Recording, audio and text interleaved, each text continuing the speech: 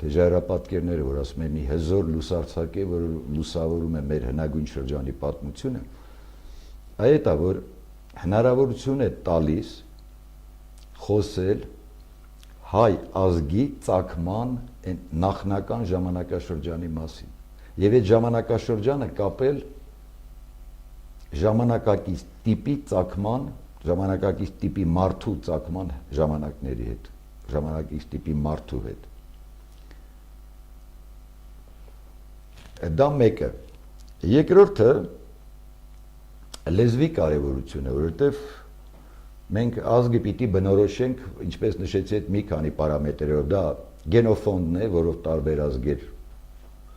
տարբերակում են որպես տեսակներ իրարից, դա դիցաբանությունն է, հավատն է, այսպես ասենք, դա լեզուն է, եւ դրանց այդ բոլորի, ասենք, դրսևորումը, որ մենք կոչում ենք մշակույթ, դա մշակույթն է, մի ընդհանրական մշակույթ։ Իսկ ժայռապատկերների թվյալները մեզ թույլ են տալիս ասելու, որ հայ ժողովուրդը, որպես այս պարամետրները կրող մի ամբողջություն, մենք տեսնում ենք վերին 500 դարում։ Ինձ թվում է ամենահիմնական, այսպես, հետևությունը, ամենահիմնական արդյունքը կարելի է համարել սա։ Իսկ ինչ է տալիս դա, ասենք, մեզ, ժամանակակից հայ մարդու։ Դա նախ եւ առաջ ինքնության բացահայտման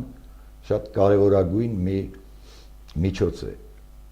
Դա մեզ հնարավորություն է տալիս ճանաչել մեր ինքնությունը, սկսած ծագման ակունքներից մինչև մեր օրերը, որովհետև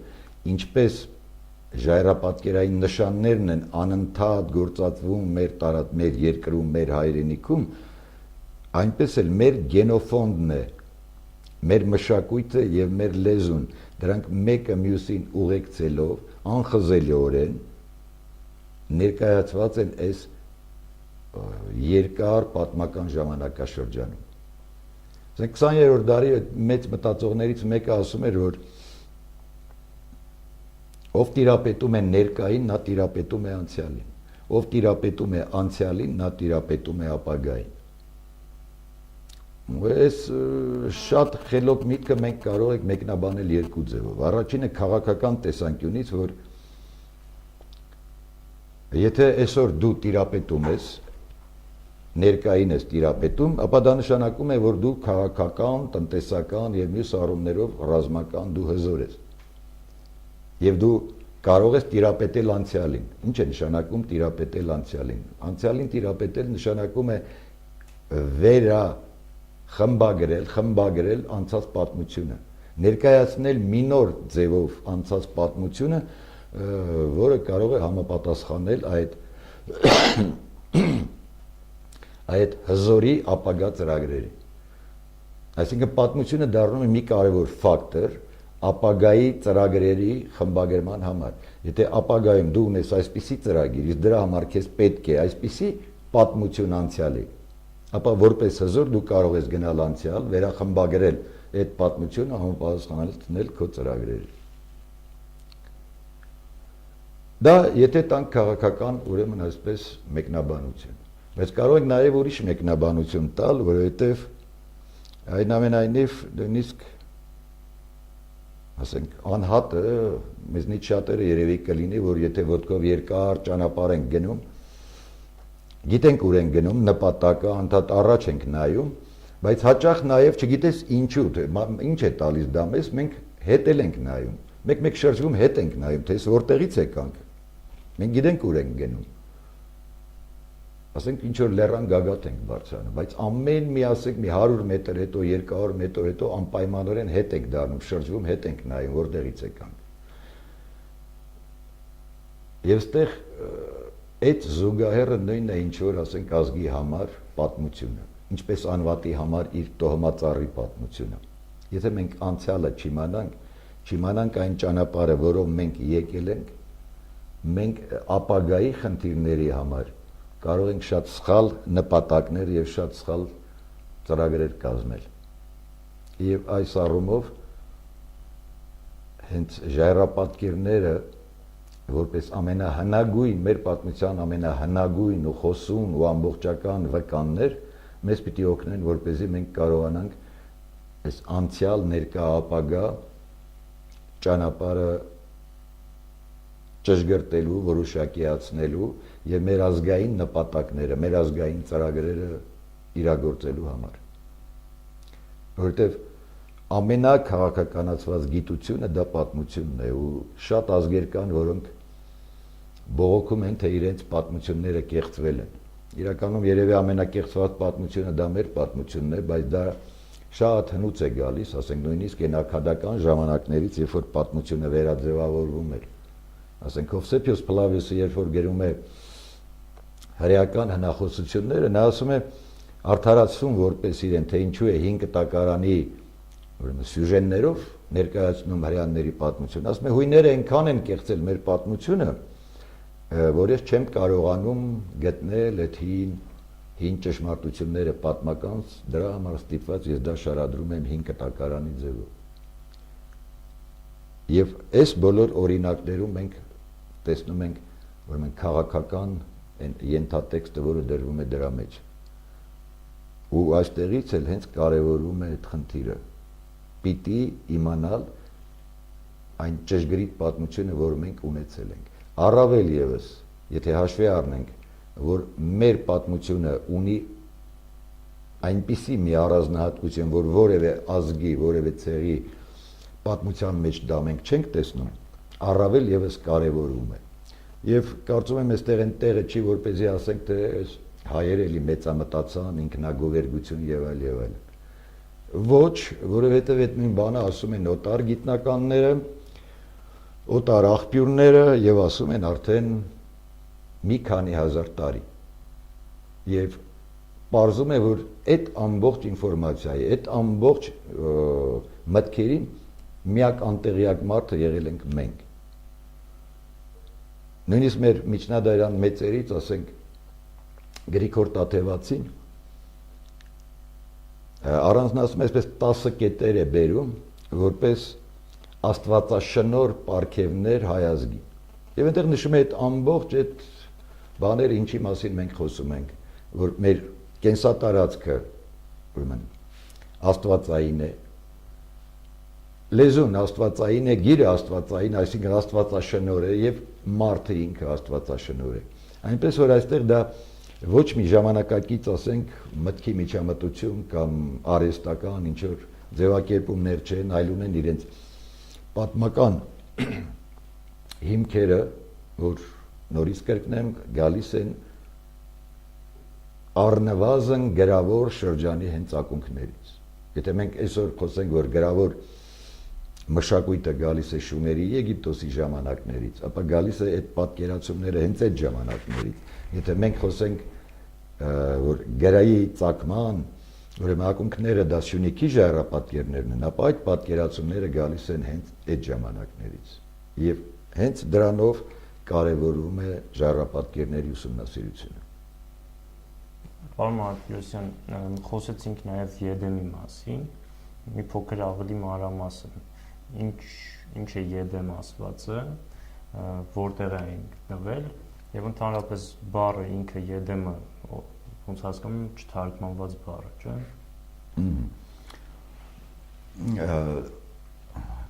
Ինչպես նշեցի, Եդեմի մասին այդ հետազոտության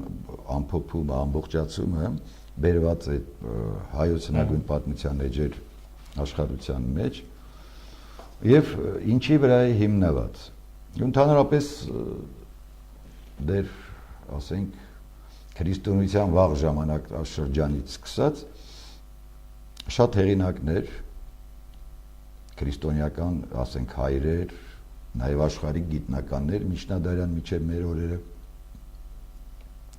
Եդեմը նույնացրել են Հայաստանի հետ։ Ելնելով այն փաստից, որ Եդեմից բխող երկու գետերը, Տիգրիսը եւ Եփրատը, ակնհայտորեն կապված են հայկական լեռնաշխարհի հետ։ Սակայն քանի որ մյուս երկու գետերը, Փիսոնը եւ Գեհոնը, դրանց տեղայնացումը պարզ չէր, անհայտ էր թե դրանք որտեղ են, որոշ հեղինակներ էլ, ասենք Գեհոնն ու Փիսոնը նույնացնում էին, ասենք Նեղոսի հետ, Ինդոսի հետ եւ այլն, եւ Եդեմի աշխարհագրությունը ահագին, ասենք լայնանում էր։ Սակայն 5 տակարանի նկարագրությունը մեզ ասում է, որ դա պիտի լիներ մի շատ կոմպակտ տարածք, ասենք այնպես լայն ընդգրկում չպիտի ունենար։ Եվ այստեղ խնդիր է առաջանում պարզել այդ երկու գետերի նույնացնել այդ երկու գետերը իրականում գոյություն ունեցող գետերի հետ։ Միջնադարում մեր հայրերից, եկեղեցական հայրերից ոմանք Գեհոնը նույնացրել են Արաքսի հետ, իսկ Փիսոնը նույնացրել են Ճորոխի հետ։ Նա իմ ձեռքի տակ ընկավ մի բաբելական, ուրեմն խեցու վրա պատկերված մի քարտեզ, երկնային քարտեզ, որտեղ փաստորեն Եդեմը պատկերված էր որպես երկնային համաստեղություն։ Նրա շուրջը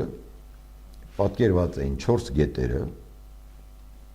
դա մի ուղղանկյուն է եւ 4 կողմում այդ 4 գետերն են պատկերված։ Եվ ամեն գետի կողքը դրված է նրա սեպագիր անվանումը։ Գետերից մեկը բնական դա Եփրատներ, մյուսը Տիգրիսը, ընդ որում դրանց անունները, ասենք այդ սեպագիր անուններից ես կարողացա վերականգնել նաև թե դրանք որ դրանք հայերենում կազմված անուններ են եւ բացատրել թե ինչու է շումերերում այդպես գրվել։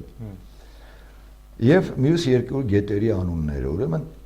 մեկի անունը գրած է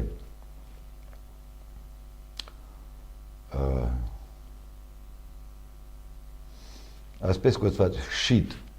շումերերում այդպիսի շիտ սեպանշան կա, որը ունի նաև այդ Փասիս գետանվանը շատ մոտ մի ընթերցում, որը շումերերում օգտագործվել է կողով իմաստով, բայց իհարկե որպես հոմանիշ անվանում։ Եվ մենք որպեսզի պարզենք, թե այդ Փասիսը ինչ է նշանակում, նորից պիտի գանք Հայաստան եւ փորձենք այդ իր իմաստները, շումերերում հայտնի իմաստները համեմատել հայերեն բառերի հետ կամ հայերեն գետանունների հետ։ Դրան պիտի ավելացնենք նաեւ ենթադրելով, որ հունական առասպելաբանության մեջ արգոնավորտները որ գալիս են, ասենք Փասիս գետանունը, որը հիմա նույնացվում է Փիսոն, Փասիս գետանունը նույնացվում է Աբխազիայում գտնվող այդ նույն անուն ասենք հիմա որ արդեն Փասիս են նաև կոչում, այդ վկայությունն է հունական Փասիս, բայց հայերենում ունենք նաև Բասեն գետանունը, նաև տեղանունը Բասենի գավառը, որը ներկայացնում է Արաքսի վերին հովիտը, վերին հոսանքը։ Արաքսը միջև այդ Բյուրակնյան լեռներից մինչև Ախուրյանի հետ խառնվելը հնում հաճախ կոչվել է Բասեն, Վազան։ Եվ այդ կապերը գտնելով արդեն լեզվաբանական անունների մենք գալիս ենք այն եզրակացության նաև որ տեսնում ենք որ հնարավոր է հայերենում բացատրել նաև իմաստը, թե այդ գետանուն ինչ է նշանակում։ Պարզում է հայերենում ունենք վազ բառ, որը նշանակում է ընդերք, անդունդ։ Բայց միաժամանակ այդ բառը համանուն է նաև վազան, վազող, վազել, այդ վազ արմատի հետ դրանք համանուններ են, անդունդը եւ վազել։ Իսկ վազել բառը ունի ոչ միայն մարդու կենթանու համար այդ վազելու բան, այլ նաև ջրի հոսանքի, ջրի հոսանքն էլ է կոչվում վազել։ Եվ փաստորեն եւ շումերերեն անվանումը, եւ հունարերեն անվանումը, եւ 5 տակարանի այդ Փիսոն անվանումը, դրանք բոլորը նախնական, երբ որ մենք նայում ենք այդ Բասեն անվանման եւ Արաքս գետի անվանման տարբերակների հետ, տեսնում ենք, որ այդ բոլոր անունները պիտի գան նախնական բազ արմատից, որը պիտի նշանակի ստորերկրյայք, ընդերք, այդ իմաստը պիտի կրի, ասենք ունենք անակ հայերենում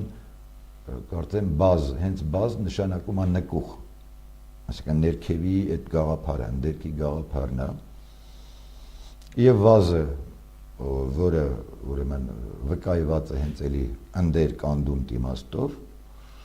եւ դա պիտի համեմատենք արդեն դիցաբանական պատկերացումների հետ, որ այդ ջրերը բխում են ընդերքից,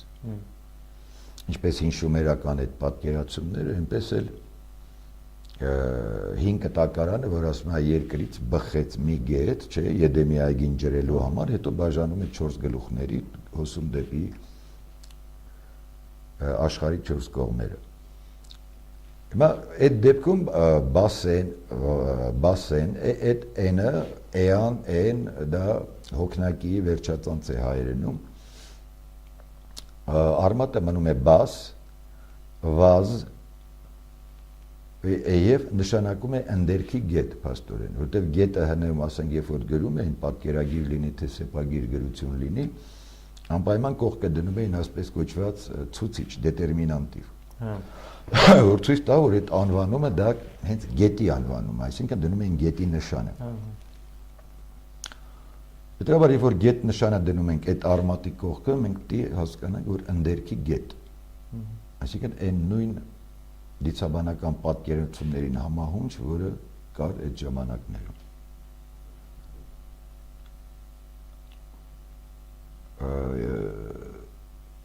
Երկրորդը գեհոնը։ Էլի գեհ արմատն է, որը էլի նույն իմաստն է ձեռք բերում, էլի ընդերք իմաստով։ Ընդ որում այդ սալիկի վրա հենց վանկագրով գրած է գեհան, գեհան։ Եվ այդ գեհարմատը, երբ որ նայում ենք դրա ստուգաբանությունը, գեհարմատը նորից կրում է ընդերք իմաստը։ Ընդ որում իմաստն է գրում նաև, ասենք, ամբողջ այդ աշխարհը, որով հոսում է գեհոն ճորող գետը։ Կանոն դա նույնացնում ենք գեհոնի հետ, որովհետև հենց այդ լեզվական համատական ուսումնասիրությունները հանգեցնում են դրան, որ գեհոնը պիտի լինի ճորող։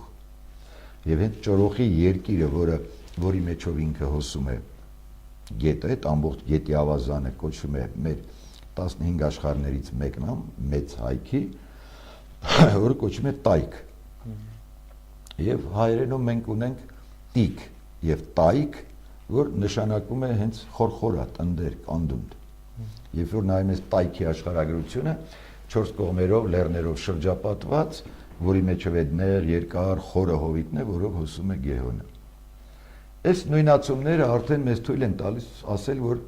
մենք պիտի Եդեմը հենց կոնկրետացնենք հայկական լեռնաշխարհում, դա Հայաստան աշխարհն է։ Հիմա բուն անունը, երբ որ նայում ենք շումերական աղբյուրներով եւ 5 կտակարանի անունով, շումերական Եդեմ բառը բխեցում է շումերական Էդեն, Էդին բառից, որը նշանակում է հետևի կողմ, վերևի կողմ։ Եվ նույնանում է հայերեն ետին, ետև, այդ բառն է, որտեղից է գալիս այդ բնորոշումը։ Հնում կողմնորոշումը դեմքով դեպի հյուսիսն էր, այսօր երբ որ մենք աշխարհի կողմերը որոշում ենք, նայում ենք դեմքով դեպի արևելք։ Հնում դա հարավն էր։ Եվ երբ որ դեմքով կանգնում ես դեպի հարավը, հետևի կողմ ընկնում է հյուսիսը։ Իսկ հյուսիսը միշտ կապված է վերևի գաղափարի հետ։ Վիրք մեր մատենագրության մեջ դա Վրաստանն է, որը տառացի հայերենում նշանակում է վերևիններ, որտեղ իրենք մեզանից հյուսիս են։ Աշխարհագրորեն եթե նայենք, Հայաստանը աշխարհագրորեն բարձր է, Վրաստանի տարածքը ավելի ցածր է, բայց մեկը մենք վերև ենք ասում, կապված միայն նրա հետ, որ նրանք հյուսիսում են։ Եվ շումերերենում էլ հենց վիր գրությունը նշանակում է եւ վերև եւ հյուսիս։ Այդ ուրեմն վերցրին։ Այդ Եդեն բառը, դա ուրիշ գրություններ էլ կան, ասենք նույն այդ բառը ետին բառը գրվում է նաև այսպես ունի նաև ասել բիր ընթերցում, վիր, որը էլի նույն վերև բառն է։ Եվ ասենք այդ Հայաստանը կոչվում էր շումերերեն աղբյուրներում Սուբիր։ Միգուցե լսած լինեք, սու ակադերեն սու բարտու շու բարտու Սուբիր շումերերենն է, որ նշանակում է այսպես գաղափարագիր, եթե ընթերցենք, սու նշանակում է ցեղ, ընտանիք, տոհմ, եւ բիր նշանակում է վերին, վերևի։ Այսինքն այդ ամբողջ երկրանունը նշանակում է վերին ցեղի երկիր։ Վերին ցեղի երկիր, որը կարող ենք հասկանալ ինչպես աշխարհագրորեն, այնպես էլ ասենք այն պատկերացմամբ, որը ներկայանում են հрьяաները 5 կտակարան։ Ստեղ արդեն հետագա հետազոտությունների բան կա, թե ինչ դրանցից արդյոք երկուսն էլ են եղել, թե միայն աշխարհագրական ցուցումն է եղել։ Հիմա Եդեմն, բայց Եդեմը բուն, Եդեմ գաղափարը շումերերենում այդ Եդին, Ետին այդ սեպով չի գրվել, այլ գրվել է կանա բառով, կանա, նշանակում է այգի, դաշտ։ Եվ այդ կանա բառը մենք տեսնում ենք նաև եգիպտերենում, որը այնտեղ նշանակում է կոնկրետ խաղողի այգի, կանու։ Եվ իհարկե զարմանալի չի, որ այդ բառը կա նաև հայերենում, որը այդ կանա կոչվող այգին շատ լավ նկարագրված է Վարդ Բդոյանը ունի մի շատ ֆունդամենտալ աշխատություն երկրագործական մշակույթը Հայաստանում։ Այնտեղ շատ մանրամասն նկարագրում է, թե ինչ բաներ կանան հայերի համար։ Եվ որ առաջ տարին խաղողի այգին գցում էին, տնկում էին այդ մատերը, մատերի այդ բան մարգերի արանքը, քանի որ դատարկ կա, դրանք էլ դեռ թփեր չեն, որ ծածկեն, բանջարանոց էին օգտագործում որպես, ասենք վարունգ, ձմերուկ, չգիտեմ, կանաչի եւ այլ պամիդոր ցանելու համար։ Երրորդ, չորրորդ տարում, մինչև 5-րդ տարին, երբ որ այդ որդի խաղողի որդը սկսում էր առաջի պտուղները տալ, ասենք երբ որ ամեն մի թփի վրա ասենք մի ողկույզեր, երկու ողկույզեր բան, այդ ընթացքում այգին կոչվում էր կանա։ Եվ որ հասնում է արդեն 6-7 տարիները, որ արդեն լիակատար բերք է տալիս այդ թուփը, արդեն դա կոչվում էր այգի։ Եվ մեր այգի բառը նախապես ունեցել է հենց խաղողի այգի իմաստը, ինչպես եգիպտերեն։ Հիմա դա կանան է։ Եվ այն սեպը, այն պատկերագիրը, որը շումերերենում կա, դա ճշգրիտ նույն պատկերն են ներկայացնում, ինչ որ Բդոյանը բերում է մեր հայկական կանա կոչվող այգի ոռոգման սիստեմը։ Ինչպես նկարել ոռոգման սիստեմը, որ բերում է Բդոյանը, ճշգրիտ նույնական է շումերական պատկերագրի հետ։ Դա եւս հիմնավորում է, որ դա հենց նույն կանան է։ Եվ շումերերները ինչ են գրում ուրեմն այդ վերին երկնային, այսպես ասած, Եդեմի դրախտի մասին, ինչպես են արտահայտում։ Այդ որ ասի մի ուղղանկյուն է, որից բխում են 4 գետեր, այդ ուղղանկյան վրա գրված է ասկանա։ Եվ տեքստերից մեկում գրված է, որ այդ ասկանան դա հայ աստծո սրբազան կացարանն է։ Հայ աստվածն է այդտեղ բնակվում եւ ընդ որում այդ կացարանը սրբազնության տենց կարգավիճակ ունի։ Ինչ է նշանակում ասկանա։ Կանան հասկացանք, որ դա այգին է, խաղողի այգի։ Աս շումերերենում աս նշանակում է հասն, կատարյալ։ Նայում ենք, ասենք մեր հայերեն բառերը եւ գտնում ենք հաս, հասուն, հաս արմատը, որի բուն արմատական ձևն է հենց ասը, ոնց որ կա շումերերենում։ Եվ լեզվաբաններն էլ գրում են, որ այդ հայերենի հն ուշ հավելում է ավելի սաստկացնելու, հնչեղացնելու բառը։ Եվ մեր հասը ունի նույն հասուն կատարյալ իմաստը։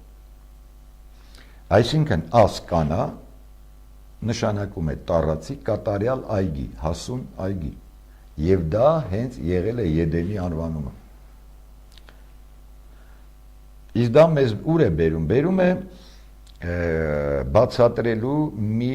եւս հանելուկային անվանում, որը մենք գտնում ենք գործածված մեր վաղ մատենագրության մեջ։ Մեր գրեթե բոլոր մատենագիրների մեջ մեր ազգը կոչվում է ասքանազյան ազգ։ Թորգոմյան, բայց նաև ասքանազյան։ Մենք ասենք Կորյունը Վարքը Մաշտոցին սկսում է, որ ինքը նկարագրում է, ինքը գրում է պատմությունը ասքանազյան ազգի եւ արարատյան երկրի, այսինքն ազգը, ժողովուրդը ինքը ներկայացնում է ասքանազ բառով, իսկ երկիրը Արարատ բառով ասենք։ Եվ այդ ասքանազը դրա մեջ մենք տեսնենք այդ ասկանան։ Ասքա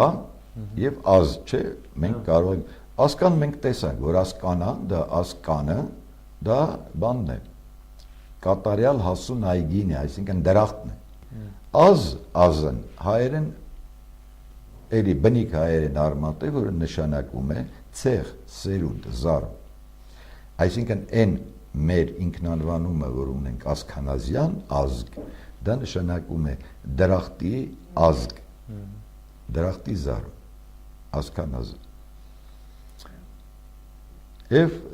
կարծում եմ, որ դա շատ կարևոր է, որովհետև այդ բառը շատ տեղեր այլ ինչ-որ մեկնաբանություններով շահարկվում է, որովհետև բառը մի անգամ է 5 տակարանում օգտագործվում, որպես հաբետի սերունդների, ասենք, թվարկման մեջ, էլ ուրիշ տեղ ոչ մի տեղ չի հիշատակվում, եւ ասենք մեկ էլ այդ անունը վերցնում են Եվրոպա արտագաղթած ուրեմն հրեաները ներկայանալով որպես Աշկենազ, որի արմատում հիմքում հենց այդ անվանումն է, բայց ոչ մի կապ չունի իհարկե իր,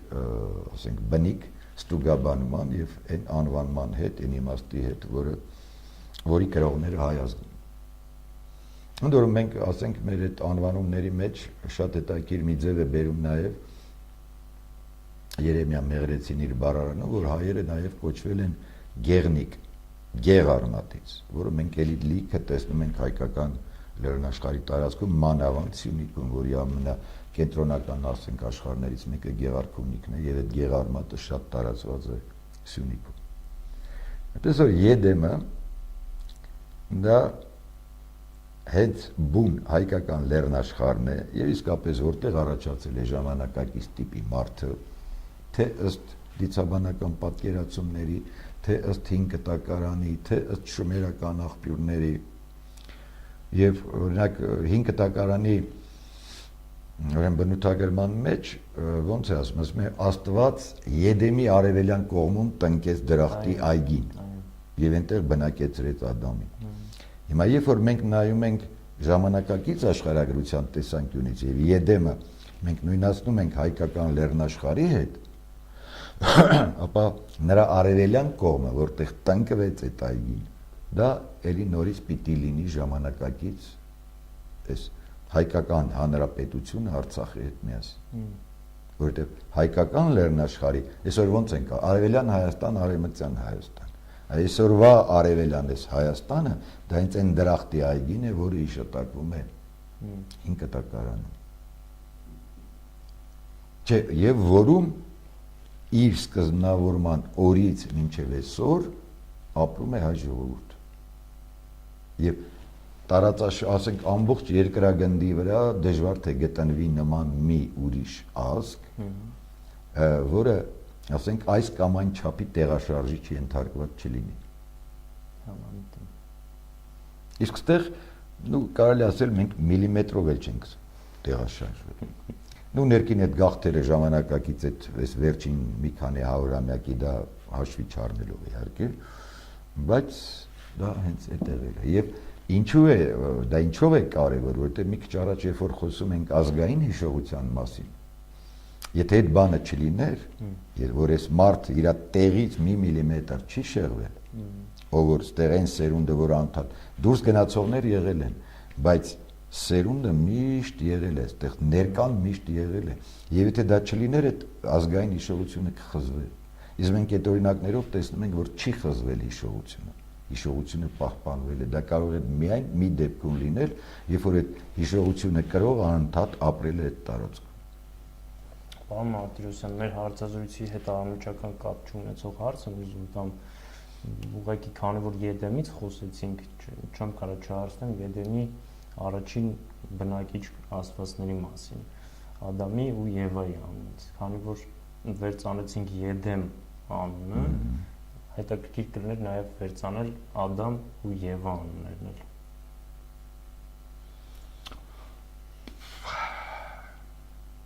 Նշանակում է ես պետք է պատմեմ ոչ միայն ես որ պիտի լույս արդեն լույս է տեսել, որ պիտի լույս տեսնի, այլ նաև հաջորդ գիրքը, որ էլի պատրաստ է,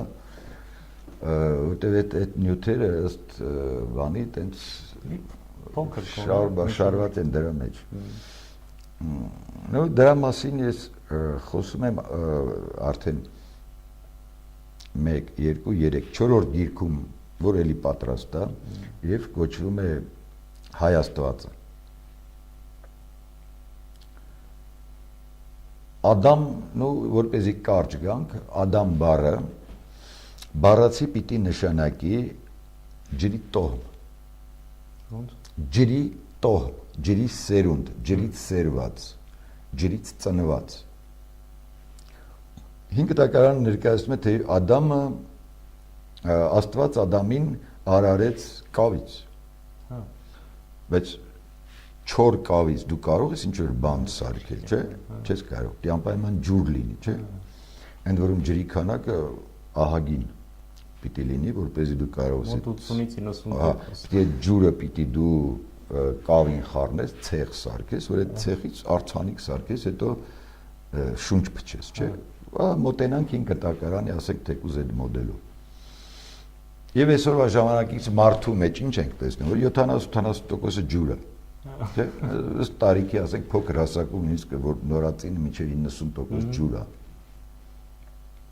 Եվ Ադամ բառը հենց նշանակել է ջրածին։ Դա որտեղ ենք տեսնում, դա տեսնում ենք մեր էպոսում։ Մեր էպոսի Ադամը, եթե այդպես Սասունի տեսանկյունից նայենք, սասունցիներով Սանասարը։ Սանասարը անդադ ինչ է ինքը պնդում, որ ինքը ջրային է, ծովային է, ջրի տարերքից է, ինքը այդ ամեն ինչը ստանում է նույն Հայ Աստծոց, այն Աստծոց, որի սերմից ինքը ջրի միջոցով հղիացվել է։ Իր զենքերը թուրքի ծակին այդ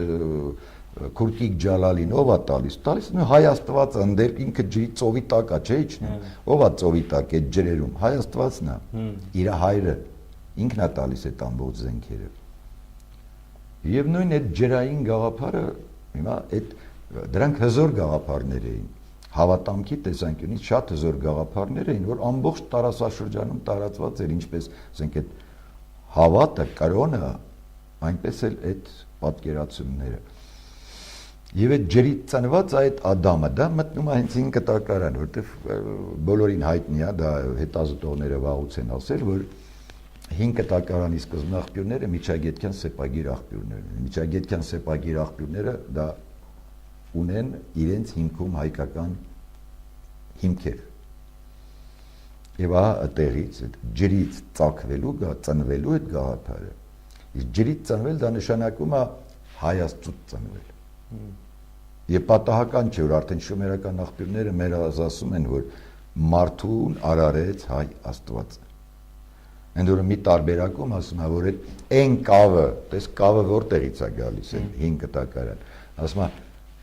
դա անելու համար Հայ Աստվածը հանում է ափսուից, այսինքն ընդերքի ծովի տիղմից։ Իր մայրն է ավելի ճիշտ բերում, մայրը այդ տիղմից բերում է այդ կավը, որ արդեն ջրի մեջ է ինքը պատրաստի հումքն է, բերեց եւ Հայ Աստվածը այդ ուրեմն կավից արարում է մարդկանց, ինքն է արարում։ Եվ այդ գաղափարը այսօր ասենք նույնիսկ տեսնում ենք քրիստոնեության մեջ։ Ասենք Հովանեսի կտակարանում ասվում է, որ նա ով չի ծնվել ջրից եւ Սուրբ Հոգուց երկնային արքայության չի արժանանա։ Այդ ոնց էր դրանց անունը այդ Եհովայի վկանները։ Դրանք ինչ ասում են, այն 144,000-ն է, հրեական 12 պորտն է, ամեն մեկից 12,000 մարդ, 140 քանի 144,000 մարդ պիտի ուրեմն փրկվի գնա երկնային արքայություն։ Բայց մենք տեսնում ենք, որ դա չի։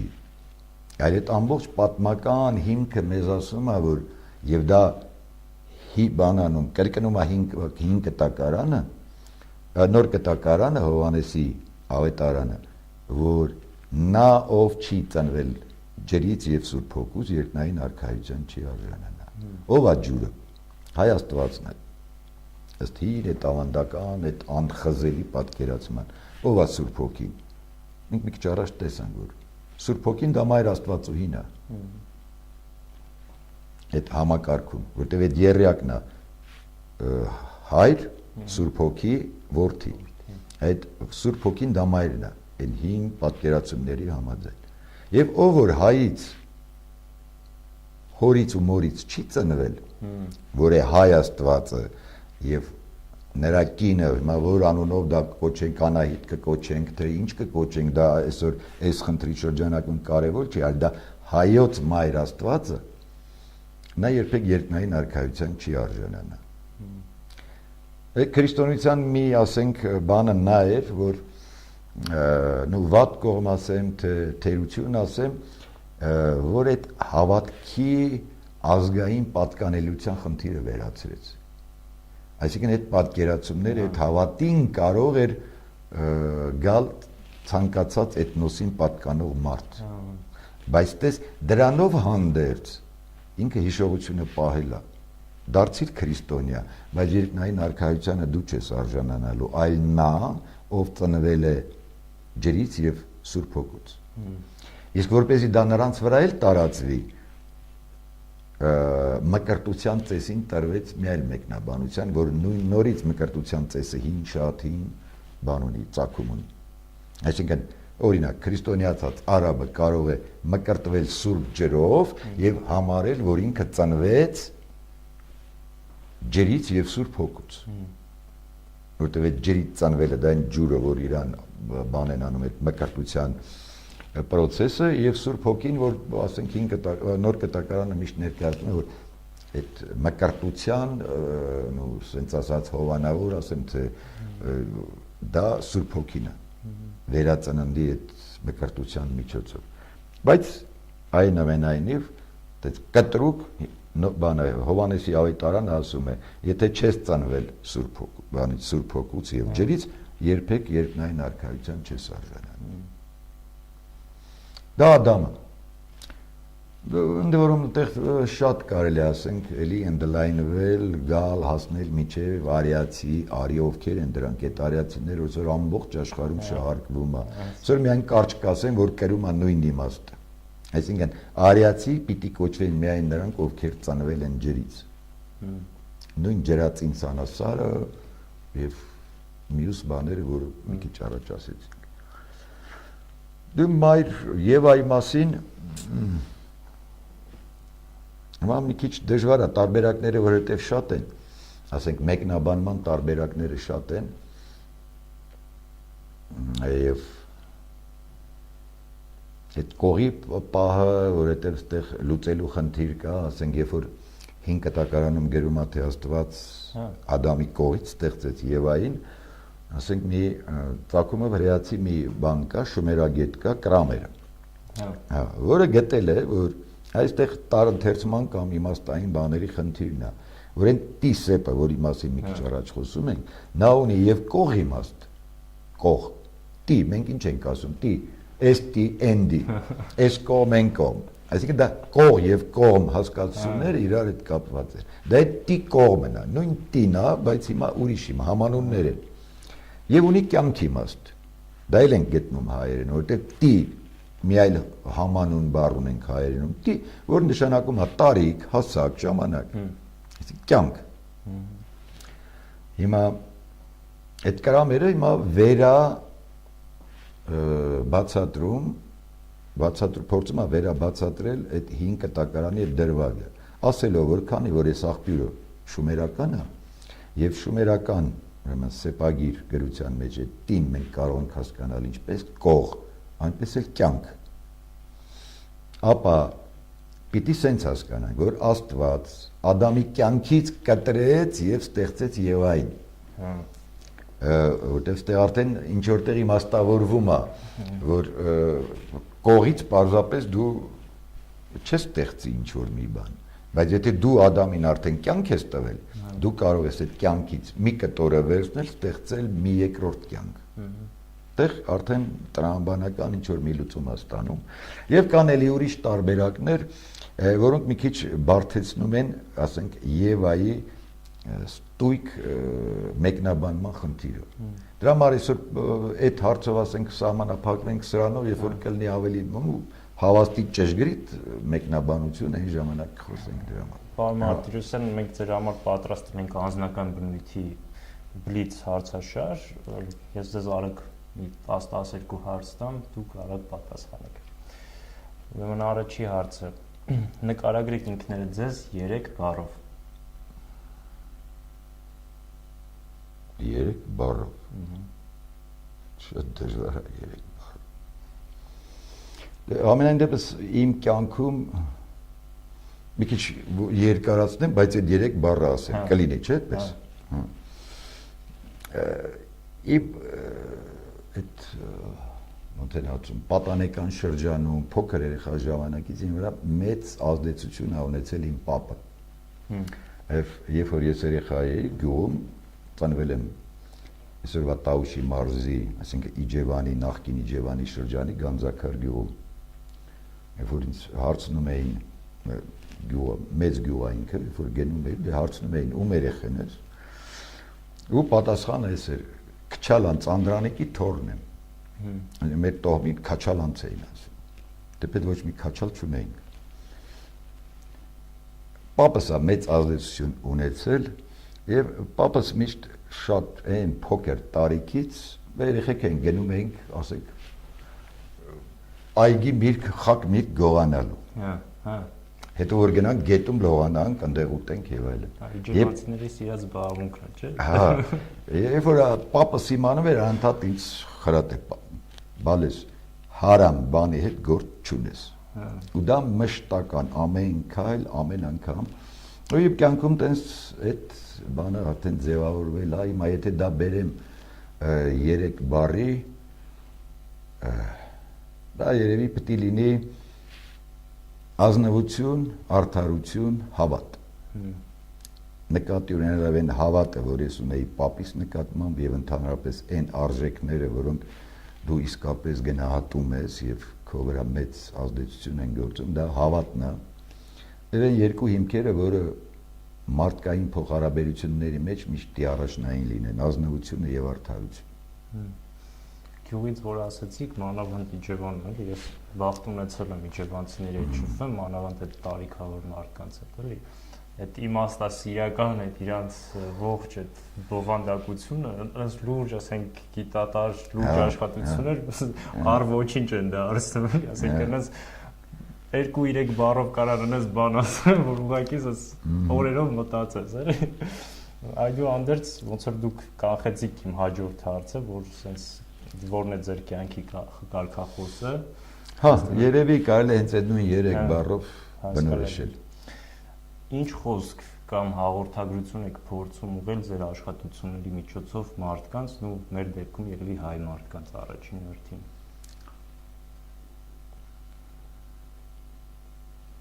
Դու ամենակարևորը երևի ինքնության ճանաչումը, որովհետև դա այն գերագույն հարցն է։ Ասենք մենք մի քիչ առաջ այդ հարցերի պատասխանների մեջ ես հնչեցրի մի քանի անգամ գենոտիպ բառը։ Ուրեմն գենետիկները, այդ գիտնականները, այդ ասպարեզի ասում են, որ մարդուն բնորոշում է երկու, ուրեմն ձևի կարող, գենոտիպը եւ ֆենոտիպ։ Գենոտիպը դա է, որ ի սկզբանե քեզ տրվում է, եւ ֆենոտիպը, որը միջավայրի ազդեցության տակ այդ գենային համակարգի մեջ ինչ որ փոփոխություններ են տեղի ունենում։ Ասենք, իդեպ նույն ձևի գուշակները, երբ որ ձեռքի ափի վրա գուշակում են, որ էլի շատ հին ծագում ունի, ասում են, որ ուրեմն ձախ ձեռքը դա այն է, ինչ որ քեզ տրվել է ծնվելու պահին, եւ աչը այն է, ինչ որ կյանքը մտցրել է իր փոփոխությունները, խմբագրումները։ Այդ գենոտիպը, որը մեզ որպես տեսակի, որպես հայ ազգին պատկանող տեսակի, մեզ տարբերակում է մյուս ազգերից։ Ու ամեն մի ազգ ունի իր գենոտիպը, եւ այդտեղ, ասենք, ոչ առավելություն, ոչ պակաս, ոչ մեկը մյուսի նկատմամբ չունի, դա այն ինֆորմացիան է, որը տրվել է տվյալ տեսակի մեջ, թե տեսակը, երբ որ ծնվում է այս երկիր մոլորակի վրա, ինչ պիտի անի, որն է իր առաքելությունը, որտեղ բոլորը ասում են, որ այդ ինֆորմացիան դա կրում է գենը, Եվ պատահական չի, որ հենց ժառանգաբար այդ գենը փոխանցվում է մի սերունդից մյուսին։ Այսինքն այդ ինֆորմացիան, որ մենք ստացել ենք այն մեր առաջի նախնուց, այսօր մենք կրում ենք մեր մեջ։ Եվ այստեղ խնդիրը նա է, որպեսզի մենք կարողանանք կարդալ այդ ինֆորմացիան, ճանաչել այդ ինֆորմացիան, որովհետև այն խնդիրները հենց այդ դրա մեջ է։ Ով ենք մենք, ես ինչու ենք եկել այս աշխարհ, ինչ առաքելություն ունենք, ինչ պիտի անենք, թե որպես անհատ, թե որպես տեսակ, մի ամբողջություն։ Եվ երկրորդ կարևոր բանը, որ կուզեի ասել, որովհետև ինքներս մեզ ճանաչելով ամեն մի անհատ, ես համոզված եմ, որ ամեն մեկը իր մեջ կգտնի այն մեծ սերը եւ հարգանքը, որը պիտի անհրաժեշտաբար ունենա իր տեսակի մյուս անհատի նկատմամբ հարաբերություններում։ Այսինքն, երբ որ ես ինձ ճանաչեցի, ես ինձ ճանաչելով ճանաչում եմ քեզ։ Եվ քոնը արտապատկերում եմ իմ ներսում եղած ինֆորմացիայի հետ։ Երբ որ այդ արտապատկերումը ճշգրիտ համընկնում է իրար, պիտի առաջանա այդ փոխադարձ հարգանքի, սիրո, չեմ ուզում այս ամբողջը ասեմ իրար խապել, գցել եւ այլ, դրանք այդ ամբողջը պիտի վերանա։ Այսինքն միայն պիտի լինի հարգանք եւ սեր։ Սրտիցս խոսած։ Այ երկրորդ կարևոր բանը դա է։ Ձեր սիրած գույնը։ Երևի թե բոլոր գույները բնության մեջ գոյություն ունեցող բոլոր գույները, որտեղ ամեն մեկը յուրովի գեղեցիկ են այդ պահի մեջ, այդ տրամադրության, այդ հոգեվիճակի, այդ ընկալման եւ այլն։ Իստում է այդ ձևի պիտի լինի։ Ինձ թվում է հաջորդ հարցի պատասխանը ես արդեն գիտեմ, ձեր սիրած վայրը։ Իմ սիրած վայրը հա դե պարզ է, ծննդավայրն է, որը ես վերջերս շատ քիչ եմ գնում, բայց կարոտում եմ, շատ եմ գնում, բայց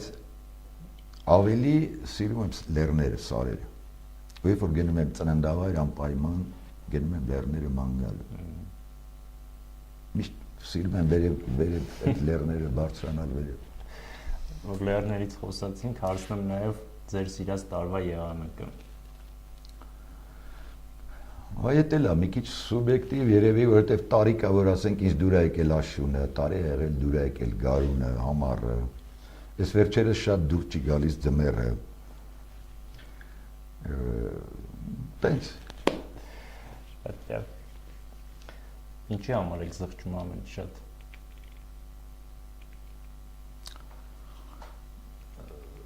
Ճիշտն ասած զղջալ, ինչ պիտի զղջաս։ Մարդը կարա միայն զղջա այն բաների համար, ասենք զղջման այդ զգացողությունը պիտի գա իր արած գործերից։ Որտեվ ուրիշ բանի դու զղջալու ինչ որ բան չունես, խնդիր չունես։ Եթե ուրիշն է ինչ որ բան անում, բնությունն է ինչ որ բան անում, այդտեղ դու զղջալու ոչ մի խնդիր չունես։ Դու կարող ես զղջալ մենակ այն դեպքերի առումով, որոնք եղել են քո կյանքում կամ այն գործունեությունը, որը դու ես տարել։ Երբեմն լինում են պահեր, որ ասենք տենց մտածմունք, որ ասենք ինչ որ տարիներ հենց այնց հոսել գնացել են առանց արդյունք տալու։ Բայց մյուս կողմից էլ որ մտածում ես, որ եթե դա չլիներ, դու այսօրվա դում չէիր լինի, եթե նա նենց չլիներ, դու ով ինչ կլիներ եւ այլն, այնպես որ հետո հանգում ես, որ զղջալու տենց մի բան չկա, առանձնապես իհարկե եթե հաշվի չառնենք, ասենք քրիստոնեական այն բանը, որ դու այդեն մեղքի զգացողության բանը, որ դու զղջում ես, ապաշխարում ես կամ փոշմանում ես, որ այդ բանը դու արել ես։ Դրանք էլ արդեն ամեն մարդ յուրովի է արդեն վերաբերվում կոնկրետ այդ հարցերի։ Ձեր կյանքի Ընդ որում այստեղ հետաքրքիր մի կապ կա, որ ասենք այդ հիմ պատմության իմացությունը,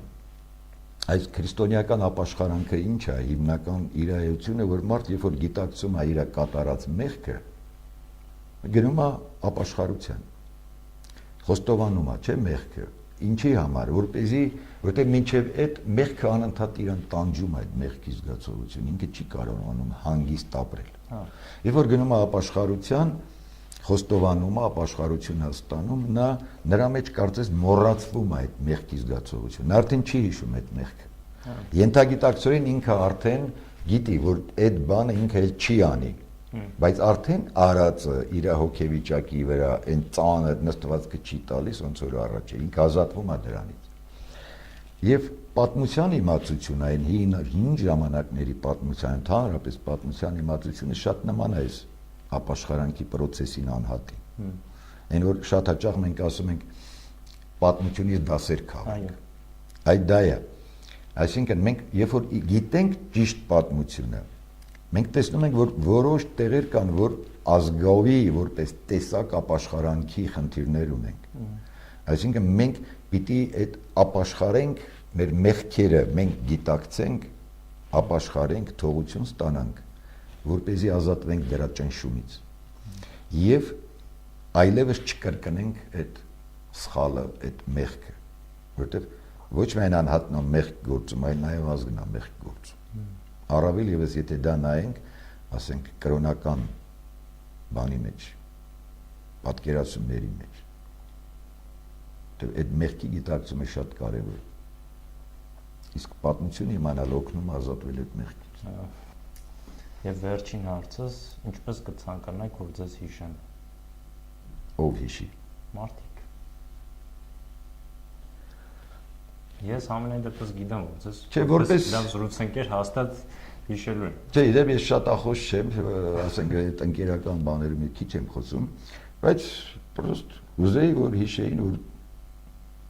չգիտեմ ինչքան որ կհիշեն, հիշեն որ կար էսպիսի մի բարի։ Այդքան բարի չեմ, եթե անարդարության եմ հանդիպում, կարող եմ շատ բորբոքվել անարդարության հանդիպելուց ընդհուպ մինչև ասենք վերահսկողությունը կորցնել, եթե շատ մեծ անարդարություն է, որ կար էսպիսի մի մարդ, որը ծնվեց, ապրեց, մեռավ։ Աստված հոգի լուսավորի։ Մեր հյուրն էր Համլետ Մարտիրոսյանը։ Մերսի, պարոն Մարտիրոսյան, շատ հաճելի էր։